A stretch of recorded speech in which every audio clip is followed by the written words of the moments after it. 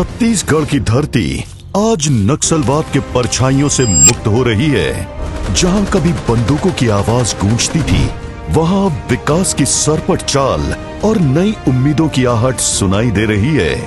नक्सल उन्मूलन की ये जीत केंद्रीय नेतृत्व के संकल्प, प्रदेश नेतृत्व की इच्छा शक्ति, सुरक्षा बलों के सामर्थ्य, पुलिस की बहादुरी और जनता के सहयोग की अमिट कहानी है। नक्सलियों ने छत्तीसगढ़ के जगदलपुर में सुरक्षा बलों के आगे घुटने टेक दिए हैं, सरेंडर कर दिया है। लगातार आत्मसमर्पण नक्सलियों की ओर से किया जा रहा है। 108 नक्सलियों ने सरेंडर कर दिया है। वो इलाके जहां कभी नक्सलवाद का गढ़ हुआ करता था, लोग जाने से डरते थे, अब वहां पर चहल पहल बढ़ गई है, बदलाव देखा जा रहा है।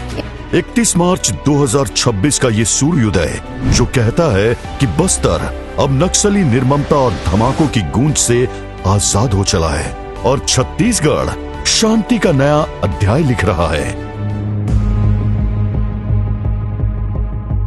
लेकिन ये जीत रातों रात नहीं मिली। 1967 में नक्सल बाड़ी से प्रेरित होकर छत्तीसगढ़ के जंगलों में नक्सली आग भड़की। 1980 के दशक में भारी हिंसा ने पूरे बस्तर को जकड़ लिया। हजारों निर्दोष जाने गई, विकास ठप हो गया, स्कूल जलाए गए, सड़कें टूटी, ग्रामीणों का खून बहा। नक्सलियों ने आदिवासी भाइयों को गुमराह किया, उन्हें आदिम युग में जीने को मजबूर किया। शहरों में बैठे अरबन नक्सली लेवी के वसूली से मालामाल होते रहे और बस्तर के जनजातीय बंदूकें और असलहे लेकर जंगलों और पहाड़ों में सुरक्षा बलों से अपनी जान की कीमत देकर लड़ते रहे। लाल आतंक ने बस्तर की धरती को लहू से रंग दिया। फिर आया 13 दिसंबर 2023 का वो दिन जब छत्तीसगढ़ के मुख्यमंत्री पद की शपथ ली श्री विष्णुदेव साय ने। मैं विष्णुदेव साय ईश्वर की शपथ लेता हूं कि मैं विधि द्वारा स्थापित भारत के संविधान के प्रति सच्ची श्रद्धा और निष्ठा रखूंगा। और छत्तीसगढ़ परिचित हुआ शासन की उस प्रणाली से जिसमें बात होती है सर्वत्र और समावेशी विकास की। छत्तीसगढ़ में सुशासन का उदय हुआ जिसकी रोशनी को बस्तर के उन इलाकों तक पहुंचना था जिन्हें लाल आतंक के अंधियारे ने जकड़ रखा था।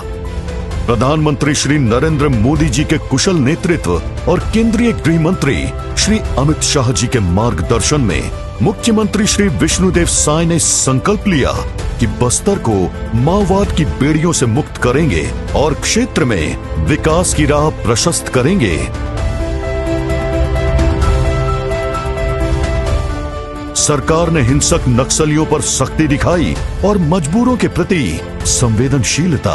नक्सल ऑपरेशंस में 535 खूंखार नक्सलियों को न्यूट्रलाइज किया गया और मुख्य धारा से जुड़ने वालों के लिए नई नक्सल आत्मसमर्पण एवं पुनर्वास नीति बनाई।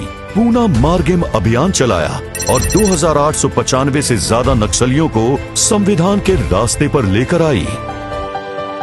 छत्तीसगढ़ के गृह मंत्री श्री विजय शर्मा सहित पूरी सरकार ने बस्तर में नक्सलियों से मुक्ति और विकास को मजबूती का अभियान एक साथ चलाया।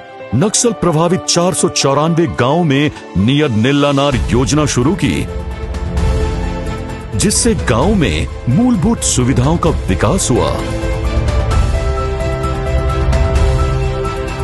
चिल्कापल्ली जैसे कई गांव में आजादी के बाद पहली बार बिजली पहुंची, मोबाइल टावर लगे, बंद पड़े स्कूलों को दोबारा खोला गया, सड़क और पुलों के निर्माण से गांव को मुख्य धारा से जोड़ा गया। सांस्कृतिक संवर्धन के लिए बस्तर पंडुम, बस्तर ओलंपिक का भव्य आयोजन किया गया।